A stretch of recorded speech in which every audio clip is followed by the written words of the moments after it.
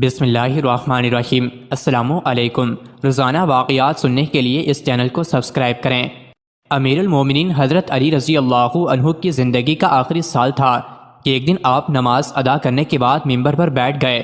آپ نے خطبہ پڑھا اور لوگوں کو وعظ و نصیحت کرنے لگے۔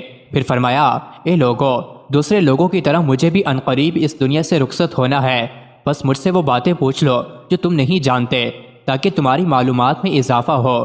مجلس میں چند لمحے خاموشی رہی۔ پھر ایک کوفی نوجوان اپنی جگہ سے اٹھا اور کہنے لگا، اے علی، اب جب کہ آپ ہر چیز جانتے ہیں تو مجھے بتائیں کہ میری داڑھی میں کتنے بال ہیں۔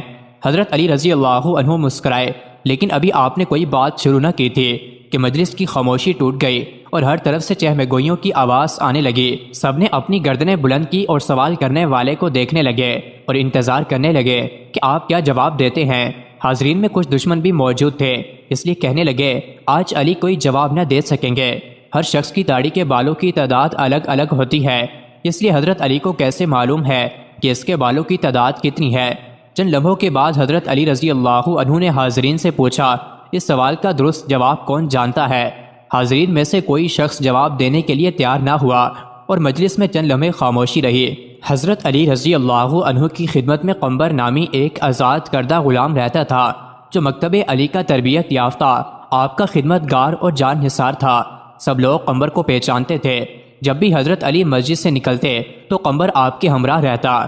اس موقع پر بھی قمبر دروازے پر نہایت خاموشی سے کھڑا مسجد میں ہونے والی گفتگو سن رہا تھا۔ جب مجلس سے کوئی شخص جواب دینے کے لیے نہیں اٹھا تو حضرت علی نے قمبر کو آواز دی اور کہا، آؤ اور اس شخص کو جواب دو۔ قمبر نے سوال کرنے والے کوفی نوجوان سے کہا، اگر تم لوگوں کے بدخواہ نہیں ہو اور سچے ہو تو اس بات کی تصدیق کرو کہ اس سوال سے تمہارا مقصد کیا ہے۔ ایسا معلوم ہوتا ہے کہ تمہارا مقصد اپنے علم میں اضافہ نہیں ہے، بلکہ تمہاری غفلت اور بدبختی نے اس بات پر آمادہ کیا ہے کہ مسلمانوں کے پیشوا سے عجیب و غریب سوالات پوچھو۔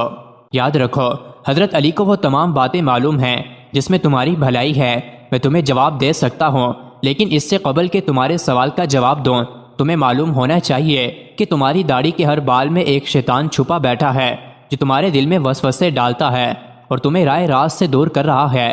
ہماری رہنمائی کے لیے اللہ تعالیٰ کی کتاب موجود ہے جس میں کوئی کمی پیشی نہیں ہے، لیکن اللہ تعالیٰ کی کتاب بھی آسمان کے ستاروں، فرشتوں اور پیغمبروں کی تعداد بیان نہیں کرتی، اس لیے کہ کئی چیزوں کا شمار کرنا بے حاصل ہے جب تک کہ اس میں فائدہ نہ ہو۔ سوال کرنے والا ابھی تک نہایت بے صبر تھا، اس لیے کہنے لگا، اے قمبر، تو نے وعظ اور نصیحت تو کر دی لیکن میرے سوال کا جواب نہیں دیا۔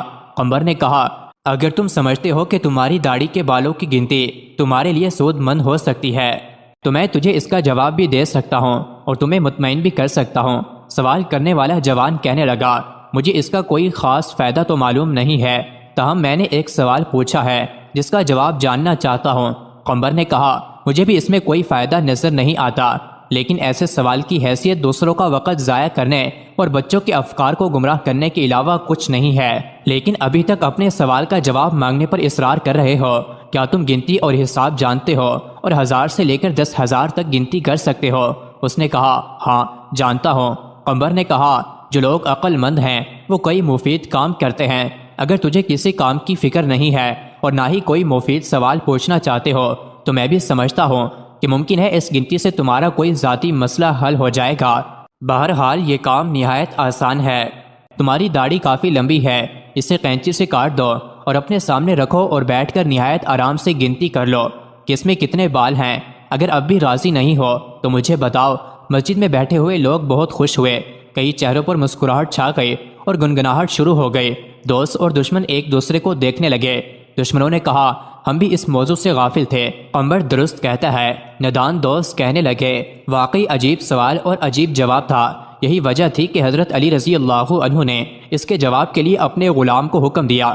سوال پوچھنے والے نے شرمندگی سے کہا، اے قمبر، تو نے درست کہا ہے اور مجھے غفلت کے خواب سے بیدار کر دیا ہے اور رائے راست پر لے آیا ہے۔